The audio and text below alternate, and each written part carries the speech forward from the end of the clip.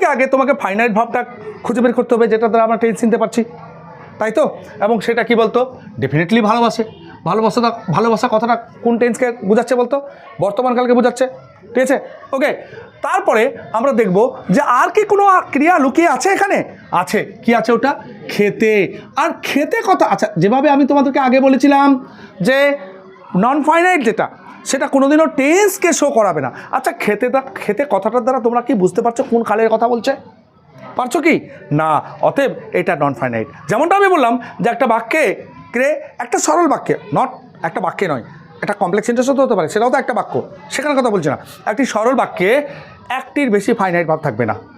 এর আগে যেভাবে আমি তোমাদেরকে দেখিয়েছি যে একটা সেন্টেন্সের পূর্ণ গঠন, একটা বিশেষ করে একটা অ্যাসার্টিভ সেন্টেন্সের, তাই তো? এবং সেটা করতে গিয়ে আমরা দেখেছি সব থেকে আগে সাবজেক্ট আসে, ঠিক আছে? সাবজেক্ট বলতে বোঝানো হয় যে ক্রিয়াটি সম্পাদন করে, এক কথা আর কি। অর্থাৎ কোনো কাজ আছে এবং সেটাকে সম্পাদন করার একজন লাগবে তো নাকি?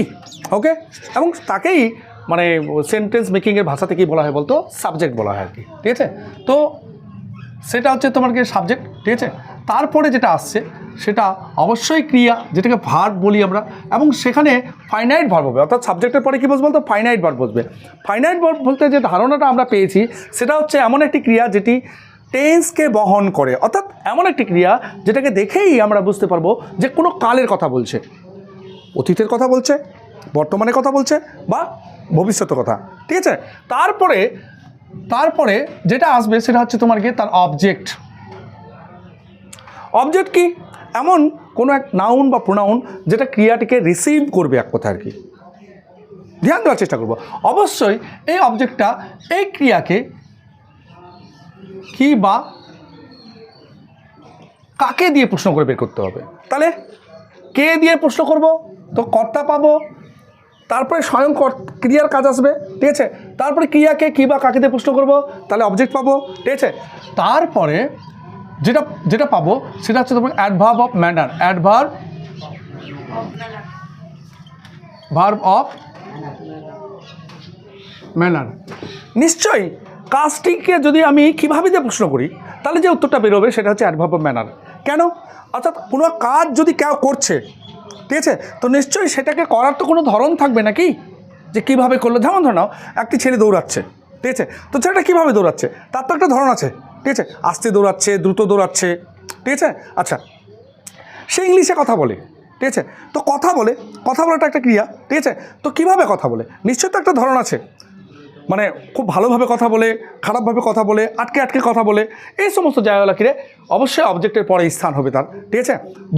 ঠিক আছে, তারপরে থাকছে তোমার গিয়ে এটা এই যে জায়গাটা, এখান থেকে এদিকে শুরু অ্যাডভার্বের যে ব্যাপারটা, যেটা আমি একদিন আগেই তোদের সাথে আলোচনা করলাম, সেটা কি বলতো? Adverb of manner, adverb of time, adverb of place, adverb of frequency, ঠিক আছে?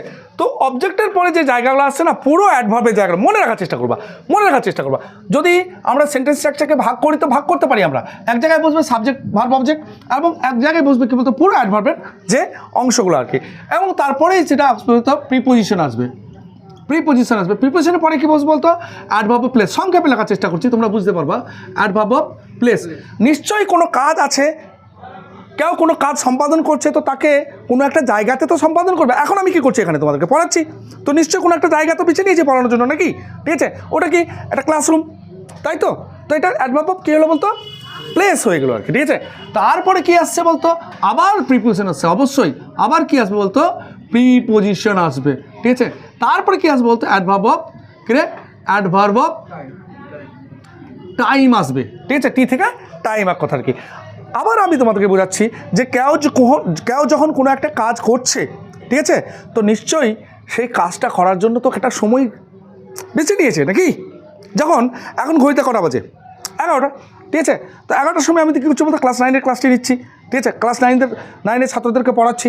তো এইভাবে কী হচ্ছে বলতো? একটা সেন্টেন্স এর ক্ষীরে ফাংশন গিয়ে কমপ্লিট হচ্ছে। কিন্তু বুঝে নেওয়ার বিষয় আছে যে এখানেই গিয়ে একটি সরল বাক্য শেষ হচ্ছে না, এই বাক্যটাকে আবার এক্সটেন্ড করা যেতে পারে। এই বাক্যটাকে কী করা যেতে বলতো? এক্সটেন্ড করা, আরও বাড়ানো যেতে পারে, ডেফিনেটলি বাড়ানো যেতে পারে। যখন কোনো একটি বাক্য, একটি ভার্বের কাজ কোথায় গিয়ে শেষ হচ্ছে বলতো? ওয়্যার আর ওয়েনে গিয়ে শেষ হচ্ছে, অর্থাৎ অর্থাৎ ভার্বটিকে কোথায় দিয়ে প্রশ্ন করার পর অথবা কখন দিয়ে প্রশ্ন করার পর গিয়ে শেষ হচ্ছে, ঠিক আছে? তখন আবার বাক্যটাকে বাড়াতে গেলে নতুন কোনো ভার্বের কাজ করতে হবে। এই জিনিসটা আজকে তোমাদের সাথে আলোচনা করবো আমরা, ঠিক আছে? এবং সেটা অবশ্যই একটি সরল বাক্যে পুনরায় কোনো ফাইনাইট ভার্বের কাজ হবে না, সেই ভার্বের কাজটা কী বলতো? নন ফাইনাইটের কাজ হবে। অর্থাৎ একটি সরল বাক্যে মনে রাখার বিষয় আছে, একটি সরল বাক্যে একটি মাত্র ফাইনাইট ভার্বের কাজ আসবে। একটি সরল বাক্যে একটি মাত্র ফাইনাইট ভার্বের কাজ আসবে, একটির থেকে বেশি ফাইনাইট ভার্বের কাজ আসবে না। একটি সরল বাক্যে যদি একের অধিক ক্রিয়া থাকে, ভার্ব থাকে, তো নিশ্চয়ই একটাই ফাইনাইট ভার্ব থাকবে যেটা টেন্স দেখাবে, বাকি ভার্বগুলো যেগুলো থাকবে সেগুলো টেন্স দেখাবে না। তাহলে এখান থেকে আমরা কি বুঝতে পারছি? এখান থেকে আমরা বুঝতে পারছি যে সরল বাক্যে একটি মাত্র টেন্সওয়ালা ভাব থাকবে, সোজা ভাষায়, গ্রামার ভাষায় নাই। আমরা এমন ভাষা ইউজ করছি বোঝানোর জন্য যেটা তোমরা যেন বুঝতে পারো, যে বুঝে নেওয়াটাই সব থেকে বড় কথা, ঠিক আছে? ওকে, টেন্সওয়ালা ভার্ব একটাই থাকবে, আর বাকি ভার্বগুলা টেন্সওয়ালা ভাব থাকবে না। সেই সমস্ত ভার্বগুলো দেখে আমরা টেন্সকে চিনতে পারবো না। কিন্তু ক্রিয়া, তাহলে এখানে কি হচ্ছে বলতো? এখানে কি হচ্ছে? এখানে হচ্ছে আমরা জানি কোনো ক্রিয়ায় টেন্স থাকে, আমরা জানি ক্রিয়ায় টেন্স বহন করতে পারে, কিন্তু আবার বাক্যে এমনও ক্রিয়া পাবো, ক্রিয়া তো থাকবে, কাজ করা তো বোঝাবে, বাট কোনো টেন্সকে সঙ্গে নিয়ে চলবে না। আমরা মোটেও বুঝতে পারবো না সেন্সটা দেখে যে সেটা কোনো কালে কথা বলছে। সেই ভাবটাকে নন ফাইনাইট ভাব বলে। সেই ভাবটাকে কী বলে বলতো? নন ফাইনাইট ভাব বলে। এবং সেই নন ফাইনাইটের রূপগুলো কী হতে পারে? ইনফিনিটিভ হতে পারে, জেরান্ড হতে পারে, প্রেজেন্ট পার্টিসিপল হতে পারে, ঠিক আছে? ওকে, পারফেক্ট পার্টিসিপল হতে পারে, ঠিক আছে? এই সমস্তগুলা হতে পারে, ঠিক আছে? এবং তাহলে সব থেকে আগে নন ফাইনাইটের যে একটা ভাগ ইনফিনিটিভ, ঠিক আছে, সেটা জানি। ইনফিনিটিভ এটা সবসময় মনে রাখবা, ইনফিনিটিভ সবসময় মনে রাখবা 2 + V1 এর সাথে আসবে মোস্ট অফ দ্য টাইম, বেশিরভাগ সময়। কিছু কিছু জায়গা আছে, কিছু কিছু ব্যাপার আছে, ব্যতিক্রম আছে, যেখানে ইনফিনিটিভ বিয়ার টু বসে, দ্যাট মিনস অর্থাৎ টু বাদ দিয়ে বসে। তবে আমরা বিগিনিংয়ে যেখানে আছি একদম ওইখানে গিয়ে আলোচনা করব না, শুরুর দিকটা খুব ভালো করে আলোচনা করা উচিত, ঠিক আছে? যখন টু ছাড়া বসবে ইনফিনিটিভ তখন পরে দেখব, কিন্তু এখন টু দিয়ে যে ইনফিনিটিভ বসে সেটাকে দেখি, ঠিক আছে? 2 + V1 অর্থাৎ ভার্বের পর, 2 এর পরে ভার্বের যে ফার্স্ট ফর্মটা আছে সেটাতে বসে আসতে হবে। এবার বুঝে নেওয়ার বিষয়, যেহেতু আমরা বাংলা মাধ্যম মিডিয়ামে পড়ি এবং আমরা বাঙালি, ঘরে বাংলাই ভাষা বলি, এটা সত্য। এই সত্যটাকে কেউ কী করতে পারবে বলতো? অস্বীকার করতে পারবে না। অতএব আমাদেরকে ইংলিশ বাংলার সাথে মিলিয়ে কী করতে হচ্ছে বলতো? শিখতে হচ্ছে। তাই ইনফিনিটিভ যে ভাবটাকে প্রকাশ করবে এবার সেইখানে আসি। তাহলে কোনো একটা ইনফিনিটিভ ক্রিয়ার কোন ভাবকে প্রকাশ করে আমি সংক্ষেপে দেওয়ার চেষ্টা করছি, আশা করি তোমরা বুঝতেও পারছো। করতে, যেতে, খেতে, হতে, শুধু তাই নয়, করার জন্য,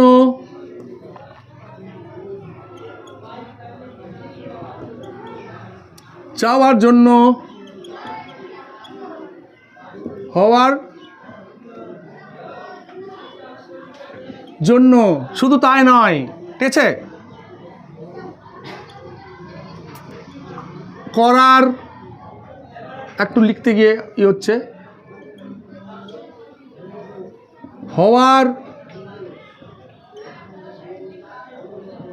যাওয়ার, শুধু তাই নয়, আরেকবার দেখো, করা, হওয়া, যাওয়া ইত্যাদি, মানে এমন ভাবটা প্রকাশ করবে, এই ভাবগুলা প্রকাশ করবে। অর্থাৎ ক্রিয়ার পরে যদি তে প্রত্যয় থাকে, ঠিক আছে? ক্রিয়ার পরে যদি কি থাকে বলতো? তে প্রত্যয় থাকে, ঠিক আছে? ঠিক আছে? অথবা ক্রিয়ার পরে যদি জন্য কথাটি থাকে, ঠিক আছে? ক্রিয়া যদি আ উচ্চারণের সাথে শেষ হয়, যেমনি করা, যাওয়া, হওয়া, ঠিক আছে? এই উচ্চারণের সাথে শেষ হতে সেই সমস্ত ক্রিয়াগুলোকে আমরা কী করবো বলতো? নন ফাইনাইট, দ্যাট মিনস ইনফিনিটিভে পরিণত করবো। ধ্যান রাখার চেষ্টা করবা। যেমন একটা উদাহরণ দিচ্ছি, এক্সাম্পল দিচ্ছি।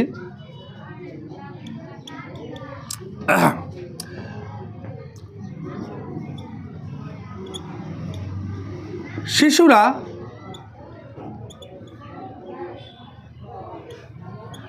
মিষ্টি খেতে ভালোবাসে। সব থেকে আগে তোমাকে ফাইনাইট ভাবটা খুঁজে বের করতে হবে, যেটা দ্বারা আমরা টেন্স চিনতে পারছি, তাই তো? এবং সেটা কি বলতো? ডেফিনেটলি ভালোবাসে। ভালোবাসা কথাটা কোন টেন্সকে বোঝাচ্ছে বলতো? বর্তমানকালকে বোঝাচ্ছে, ঠিক আছে? ওকে, তারপরে আমরা দেখব যে আর কি কোনো ক্রিয়া লুকিয়ে আছে এখানে? আছে। কি আছে ওটা? খেতে। আর খেতে কথা, আচ্ছা, যেভাবে আমি তোমাদেরকে আগে বলেছিলাম যে নন ফাইনাইট যেটা, সেটা কোনোদিনও টেন্সকে শো করাবে না। আচ্ছা, খেতে কথাটার দ্বারা তোমরা কি বুঝতে পারছো কোন কালের কথা বলছে? পারছো কি না? অতএব এটা নন ফাইনাইট। যেমনটা আমি বললাম যে একটা বাক্যে একটা সরল বাক্যে, নট একটা বাক্যে নয়, একটা কমপ্লেক্স সেন্টেন্সও তো হতে পারে, সেটাও তো একটা বাক্য, সেখানে কথা বলছি না। একটি সরল বাক্যে একটির বেশি ফাইনাইট ভাব থাকবে না। যদি একের বেশি ভাব থেকে থাকে তাহলে নিশ্চয়ই একটাই ফাইনাইট ভাব আছে, বাকিগুলো কি আছে বলতো? নন ফাইনাইট আছে। হ্যাঁ, সেটা আমাদের পরবর্তী ব্যাপার যে আমরা সেটাকে ডিসাইড করব যে ওটা সেই নন ফাইনাইটটাকে জেরান্ডে পরিণত করব, প্রেজেন্ট পার্টিসিপেল পরিণত করব, পারফেক্ট পার্টিসিপেল পরিণত করব, তাই তো? না কিসে পরিণত করব? ঠিক আছে, তো আমি এই মুহূর্তে যেহেতু ইনফিনিটিভের ব্যাপারটা দেখালাম, তাই এটা হচ্ছে ইনফিনিটিভ। কারণ দেখো যে ইনফিনিটিভ যে ক্রিয়ার ভাবটাকে প্রকট করছে সেটা কিন্তু এখানে অবশ্যই আছে। তাহলে আমরা কী করবো? সেন্টেন্স মেকিং সব থেকে আগে কর্তা যে ক্রিয়াটা সম্পাদন করছে সেটা কে? শিশুরা, নাকি? হ্যাঁ, চিলড্রেন। আচ্ছা, তারপরে কী কি আছে বলতো? ফাইনাইট ভাব। ডেফিনেটলি যে ভাবটা টেন্স প্রকাশ করছে ওটা কি বলতো? ভালোবাসা। তাহলে কি রে?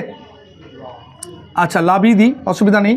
লাভ, আমরা লাইকও ইউজ করতে পারি এখানে, ঠিক আছে? তারপরে কি আছে? তারপরে অবজেক্ট যেভাবে বের করতে হয়, ভার্বকে কী দিয়ে প্রশ্ন করে, তাহলে কি পছন্দ করে? না, মিষ্টি কথাটা নয়, খেতে পছন্দ করে। তাহলে এখানে দেখছি কোনো অবজেক্ট, ফাইনাইট ভার্বের কোনো অবজেক্ট, কোনো নাউন না বেরিয়ে এসে কোনো কী হলো বলতো? কোনো ক্রিয়াই আবার বেরোলো। তো ডেফিনেটলি সেটা টেন্স বহন করছে না, সেটা কি বলতো? ইনফিনিটিভ। তাই কিরে? খেতে, খাওয়া ইংলিশ কি? ইট। তাহলে খাওয়া ইংলিশ যদি ইট হয় তো সেটাকে ইনফিনিটিভে পরিণত করতে গেলে কী বলতো? টু ইট। এবার এটা ইনফিনিটিভ হলেও তো ক্রিয়া, তাই তো? বুঝতে পারছো? ওকে, তাই অন্য কোনো ক্রিয়াকে কী দিয়ে প্রশ্ন করে যেভাবে তার অবজেক্ট বের করি, ঠিক একেও ওইভাবেই কী দিয়ে প্রশ্ন করে এর কী বলতো? অবজেক্ট বের করবো। তাহলে টু ইট কী খেতে পছন্দ করে? হ্যাঁ, সুইট। আশা করি তোমরা বুঝতে পেরেছো, ঠিক আছে? ইনফিনিটিভের ব্যাপারটা বুঝতে পেরেছো?